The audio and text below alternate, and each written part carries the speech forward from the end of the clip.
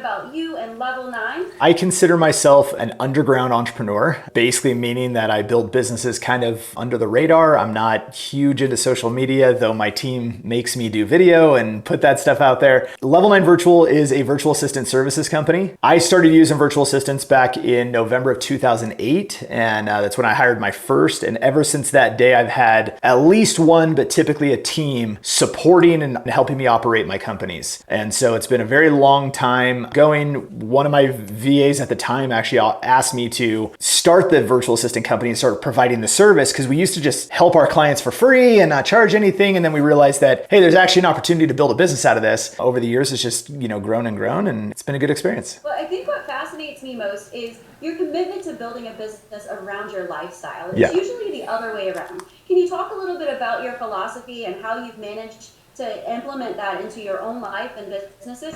The origin of using virtual assistants came from reading The 4-Hour Workweek. I used Tim Ferriss's philosophy of outsourcing as much as you can and getting your time back. And I did that for a number of years, had an e-commerce business, it went really well. All of that was great. Then I kind of fell into the trap of building a business local with local staff, with a big, fancy, expensive office with glass doors and walls. And it ended up failing. And it was failing because of cash flow reasons and so forth. And I realized, how did I go as the outsource guy to having a full staff of 27 employees in the US? That doesn't make any sense. And so I basically cut the whole thing off, started from zero, rebuilt an entire business over the course of about another 30 days, launched with just a small team of virtual assistants, went from zero to 100 grand a month in 4 months, and then doubled the next 4 months. And so we were able to really actually figure out a model that scaled. But what I understood during the time when I had my full-scale business with all of the employees was that it was very expensive. There was a lot of time involved just in the staff side and everything that we were doing locally. We were not niched down, and it took me away from my family quite a bit. I always said that I would never miss a single thing for my kids, and it started to become very difficult to hold that promise. And so I was giving up a lot of work to be able to be there for the kids and everything that they were doing. And so it was a perfect timing when everything kind of cut off, and I said, okay, that doesn't work.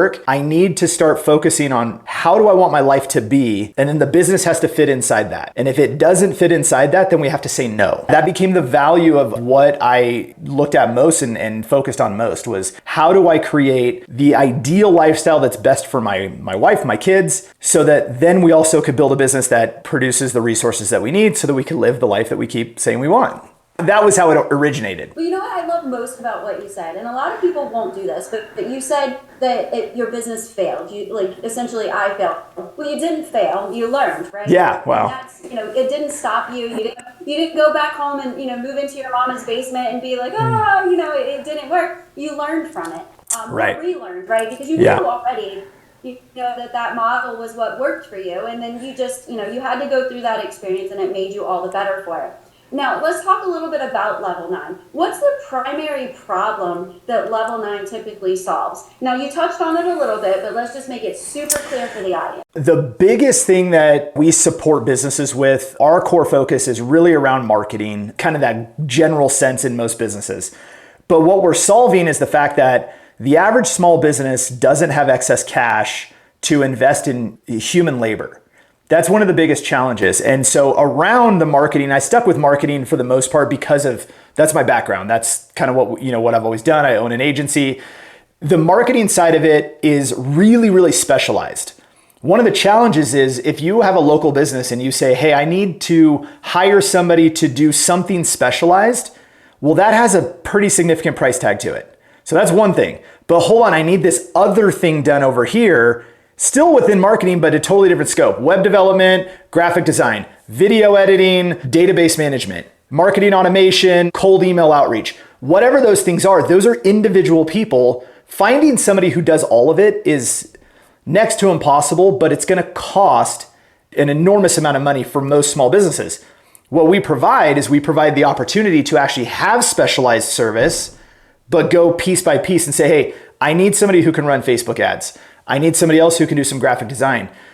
Our clients can either hire individual people who have those specializations at a fraction of the cost of what it require, what it would take to hire somebody local, or they can do things on a project basis where they say, hey, I just need a whole bunch of things off my plate. We've got some graphic design tasks to get done. We need video edited. We need database reactivation created. I need somebody to build a funnel. I need somebody to update our website. All of these things can be done by them just buying a block of hours. And that's it. And they buy a block of hours. We have specialists who do all of these things. And then it becomes just a project-based service. And so that is really the crux of what we offer. Okay. Let's shift gears and talk a little bit more about you, because you've had a very unique entrepreneurial journey. You talked a little bit about some of your obstacles, but what are some of the major obstacles and things you have faced along that journey to get where you are now? Because I have to admit, you got a smile on your face. You've kind of figured out that method, that work-life balance, aspect. But what are some of those major obstacles that it took to get to where you are now? What I think is one of my kind of talents or one of my gifts is the ability to fail very fast. And so there's a lot of people who talk about failing fast, and it's one of the methodologies that I live my life by. I think that I can fail 2 to 3 times before most people start. So when I'm trying to figure out, is this new service offer going to work within our business, I'll test it 7 times before everybody else figures out what the funnel's going to look like and how they want to try to, well, how are we going to offer this? And I'm like, no, we're going to offer it. We're in the process right now. We just launched a new business, completely separate, launched a new business, and we just went out and started asking clients, started asking people that we connected with, hey, here's what we're going to offer. Would you buy it? And when they say yes, we go, okay, well, great. So give me your credit card and let's do it now. We immediately end up with either, no, that's a bad idea. No, I'm not interested in that. No, the price point's wrong. Oh, that's way too easy and the price point was too low. And we find all these little failures. All of those things compound, and they've been my obstacles, call it. My biggest hurdle is always too many opportunities, right? Even within your own business, there's always these opportunities that I can try this other thing over here and do it a little different. The shiny object syndrome, right? Those things become major, major obstacles because you don't just go, hey, I'm going to focus, execute the basics, execute how my business should be operating, and then do things right that way. There's always something else that you could go do. I kind of thrive in some of that, but that's also a challenge at home. So my wife gets to go, okay, great, another idea? Like, well, what about the other one you told me about last week? Like, what's that? And so I can catch myself where I put out a lot of energy into a lot of different things, and then that comes tumbling down and I'm not executing on the simple things. So that's probably one of my biggest hurdles, is that the lack of linear focus and being able to stay very, very on target. I can do that for a stretch period of time, but then I can get myself distracted. So that's a big hurdle for me. But I also think that that's what makes so many entrepreneurs, or most entrepreneurs, successful, because they aren't afraid to fail fast. They just go after it. And they might throw, 30 pieces of spaghetti to the fridge and maybe only 2 of them stick. Yeah. But the ones that stick end up, making up for everything they spent to get where they are. For sure. So that's super awesome. Yeah. There are also things that happen to all of us along our journeys that really impact our behaviors and kind of shift our mindsets and our perspectives. You talked a little bit about some of the things that have shifted your mindset, but what are some personal stories that you have? Something that's like, you know what, I no longer feel that way, or I'm going to change how I go about doing things.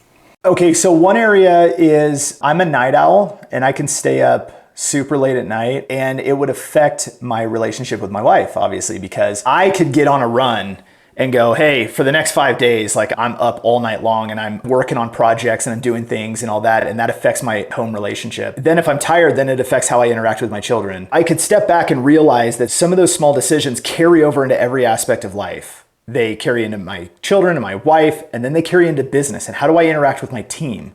Well, then how do I interact with clients if I'm speaking with a client? And all of a sudden I start to realize that some of these kind of dumb things where I say, hey, I'm going to go on a bender and I'm going to go all these nights in a row and stay up super late and work on projects, they don't benefit anybody except maybe my own ego of doing these things. So I kind of drew a line in the sand that said, hey, when I hit this certain time of day, phone's down. One thing that I did was I actually got rid of my Apple Watch. So I no longer have notifications pinging, because I'd be everywhere and you're getting notifications and everybody can do their thing. But for me, I was like, hold on, but it's still drawing my focus away from the things that are most important. So for me, it's been drawing a line in the sand and realizing what is most valuable and what deserves my attention at what time. Every business problem is going to be there hours later. If I'm putting out a fire, I got to realize that fire, it's already hot. It's already burning. It's not going to get worse. And so I can just wait until the morning and deal with it in the morning. For me, like my personal... Or create more fires. Yeah, well... Or you create more fires, essentially, right? If you could be. promises to your family, or for sure. creating more fires That, for the sake of one fire. That's right. That's a great way to look at it. And, you know, and it doesn't even necessarily turn into a big, huge fire at home, but it's those little teeny tiny things that, you know, one of my kids isn't listening to me. It's like, well, why? It's like, well, I don't know, because I didn't listen to her. Oh, wow. My wife's like, you know, she's got a little bit of, you know, an attitude today. What did I do? And really, oh, I get it. I wasn't even paying attention, you know? And so that's been a huge, huge thing for me, is to be able to set my phone down, not pay attention to it. Honestly, for me personally, getting rid of the Apple Watch, I know this is stupid, but like I have no notifications. After 5 p.m., I don't see anything. This is like the first time ever. And so it's very, very different. And this just started like a month ago. So this is brand new to me, but this is a big one. Great segue into kind of talking a little bit more about work-life balance. And I think it's Gary Vee that has a bunch of stuff out there now that's like, no, you know, entrepreneurs are wrong. We don't have to work those 80-hour weeks. Like, you know, you're starting to see some of these big guys like really shift focus. And you mentioned the 4-hour work week and kind of, you know, how that shifted your mindset. But is that really the core of your work-life balance, is just saying, you know what, hey, I'm going to take that watch off and at 5 o'clock I'm shutting it down? Like, talk a little bit about your work-life balance and how you're fitting it into, you know, your life. So my work-life balance is based around using systems and processes to give me freedom. And that is virtual assistants, staff. When we moved to Montana, it was a huge transition. It was very big on the kids. It was very big on my wife. I was all for it. I'm like, hey, we live at the base of a mountain range. Like, this is going to be the best. But it was a transition for our family. And so one of the things that I kind of devoted to do was not work for the most part for a year. I put teams in place and I put processes in place so that I could literally remove myself 100% from my companies and they would operate. And what I found is that actually, guess what? They do better without me. So that created this balance. And I realized, okay, hold on a second here. I don't have to be around for growth. I can be the visionary, which is what I want to be. And we have operators who actually run the company. And that by itself, using virtual assistants, creating good processes, and allowing the business to operate the way it's supposed to run. The owner, the CEO, whatever, they don't need to be operators. You know, my job is to say, hey, I want the company to go this direction and I want us to grow at this pace. Okay, everybody, let's go do it. So now what is work-life balance? Well, I get to do podcasts whenever I want because my team's running my companies. And, you know, we get to start a new company and I get to have some interest in that without hurting the other businesses that I have going. Again, I'm building it around the freedom that I want. So I want to be able to be at every single thing my kids do. You know, my sister's in town visiting. We're going to Yellowstone tomorrow to go show her Yellowstone National Park. I'm not working. Just going to ask you about Yellowstone. Not the show. I'm talking about the national park. Everybody's talking about, that's why I had to say the national park. We're going to the national park to go see wildlife and but it's a Thursday. We'll be gone all day. There's literally no cell reception inside Yellowstone National Park at all. So like we can't work. So that's it. That kind of stuff is super exciting to me. There's my balance. And it all started with building processes, putting the team in place. Well, something you said that's super important, and I hope that the young entrepreneurs listening can really hear it, is you said that you were able to put your attention on something new without impacting something that's existing, right? And that's so important because so many entrepreneurs make the mistake of trying to do 5, 6, 7, 8, 10, 10 businesses at a time, but they're actively working inside each of those businesses. So when they pull their attention, to the left, the right is suffering. 100%. You have built you've built it that you can step in when you want to, right? Yeah. You can step in when you look at numbers and they're not moving in the direction, or you want to try something new, but you don't have to be there, which gives you the freedom to keep moving forward, which inevitably is not just good for your family and yourself, but it's also good for your existing employees, right? 100%. The better you are as a business owner, the more successful you are as an entrepreneur, the more ability that you have to create growth opportunities for the people around you as well. I agree with this 100%. Perfect example of this, over the past year, we had some staff turnover that was detrimental. These are big players that I've come to realize, one of my failures was not recognizing where their growth needed to go and doing a poor job by trying to shove that person into a role that wasn't right for them. And in doing so, push them away, create a vacancy. That becomes the next problem. And so here I come and I have to step back into the business. We have to reevaluate, realize that,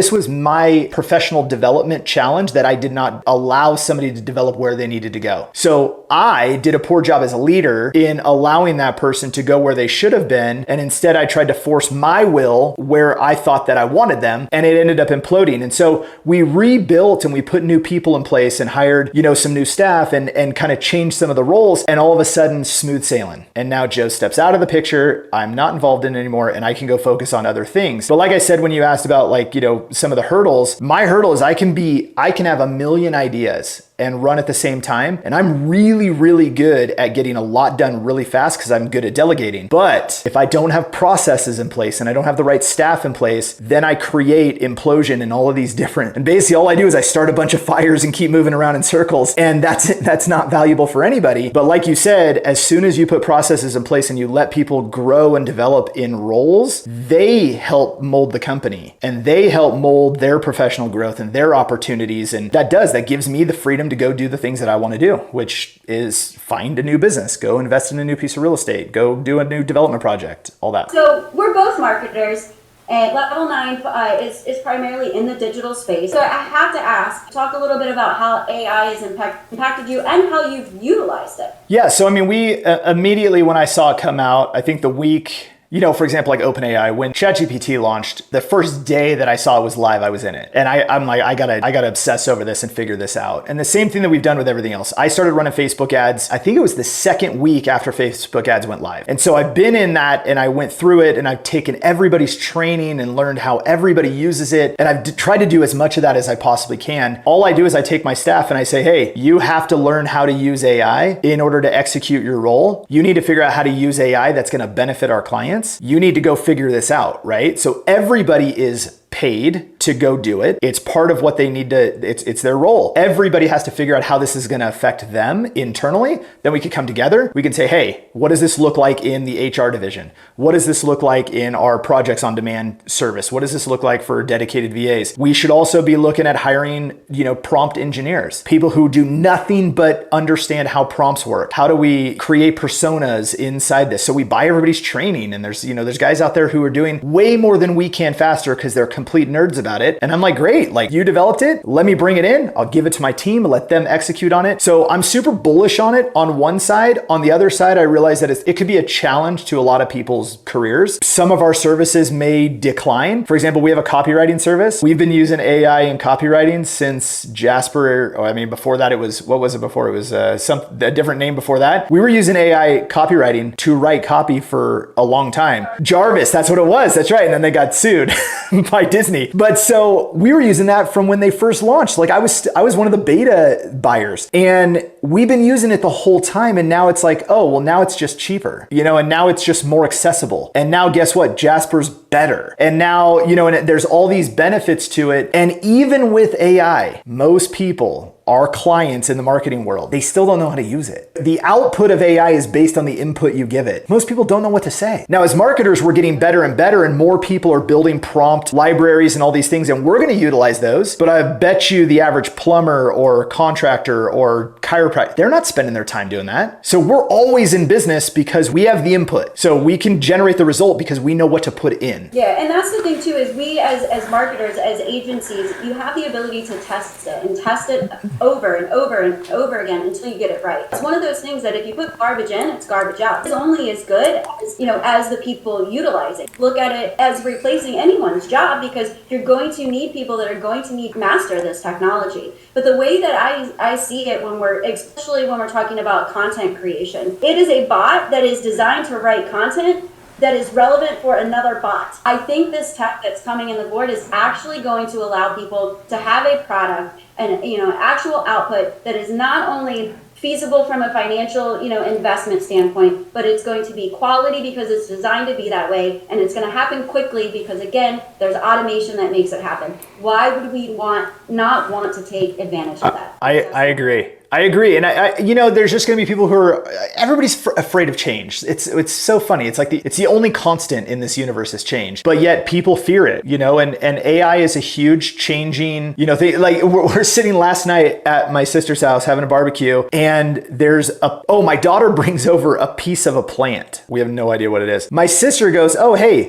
take a picture of it. And did you know that your iPhone will literally you can click a button, it'll tell you what plant that is. And I know there's apps that do it, but I had no idea that your foot, and it was like, that's freaking amazing. It just took a picture. So then I look it up and I'm going through I'm scrolling and I'm like, okay, this is a project, we have a rental house that we're doing some development on, and there's pictures from that. Will that pull up? And there's a picture of my dog, and that one does pull up and say dog. And I'm just like, oh my gosh, like some of this stuff is so incredible. Some people are fearing the change. They're fearing all of this technology. It's here no matter what. So the way I look at it is our role in this time in life is to figure out how to use it to maximize our own output so that we can then receive, the reward of all of our efforts. It's going to make things easier. It's going to make things different. It's going to change how we do business. But all in all, our job is to figure out how to leverage this technology to create results. That's it. Love your mindset. I truly, truly do.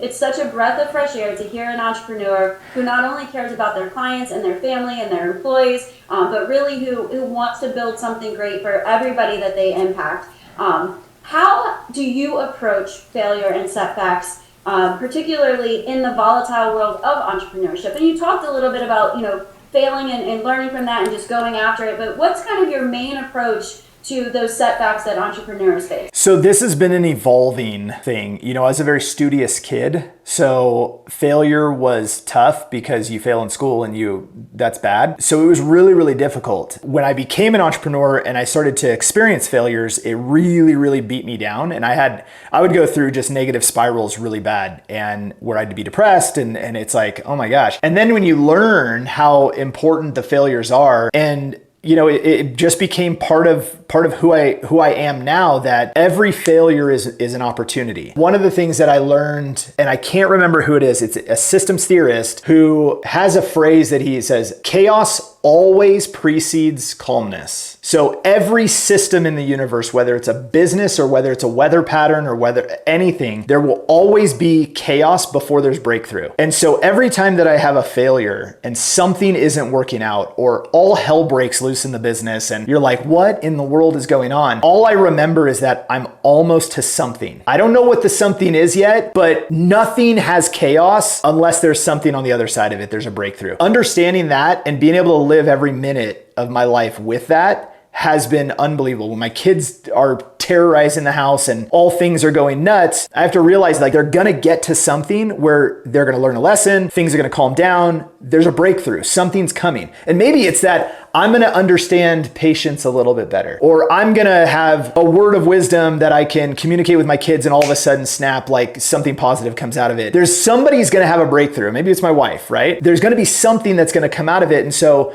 every failure in the business, in my personal life and everything else is literally one step closer to that breakthrough, that positive outcome that happens after every chaos. Nobody fails and fails and fails and doesn't eventually land on something. You always land somewhere, and if you want to just play the law of averages, if you go get a bunch of no's, somebody's going to say yes. All you have to do is just continue to iterate and iterate. And so that's kind of the mentality that I've developed. It's benefited me really, really well. I think it's something that really sets me apart from hopefully other people, that we can create success because we're okay with failing. And it's something I'm really, really learning and trying to instill in my kids, is understanding that it's okay to do something wrong. It's okay to fail. It's okay for something not to work out. There's an outcome on the other side of it. I think what you just said about, being able to recognize that there's calmness on the other side of that chaos, I think that, really is one great tip that entrepreneurs need to kind of take and run home with. But what are a couple of other pieces of advice that you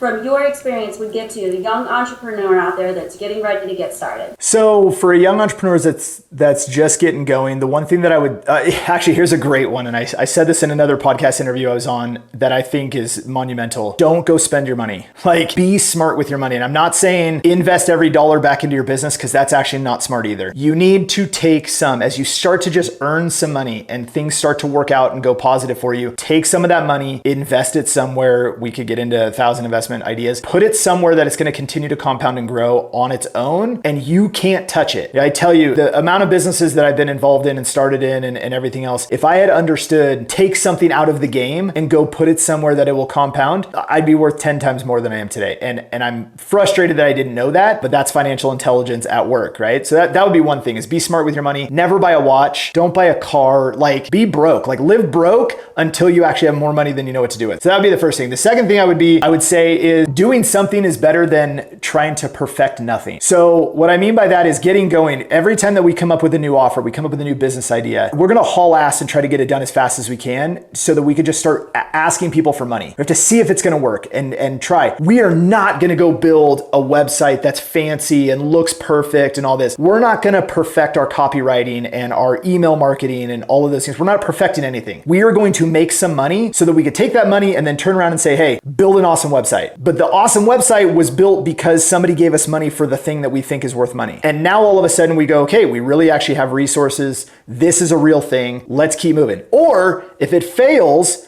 you can come back to the drawing board and say, hey, is this something that's viable to move forward? Do we need to add more resources to it? What does it take to get somebody to say yes to it? But do not go try to perfect everything before you even collect, income from customers. I've seen so many people try to build something beautiful to find out that it's completely a flop. And it's like, you could have tried 10 widgets or services to sell, but instead you spent all that time trying to perfect everything and make it look perfect so that when you presented it, the world thought it looked good. And the fact is, nobody wanted it. And so I say, go get a bunch of yeses, go get a bunch of nos, go get people telling you to screw off, go find out whether there's viability before you go invest anything into the beautification of your business. So there's two pieces. I absolutely love that. There's so much resources that goes into, launching a new product. And the hard part about that is if you haven't already sold it and you don't already have people taking advantage of it, you have no way of knowing if that product is actually going to flow well with everything else that you're doing. Right. I really appreciate you being with us today, Joe.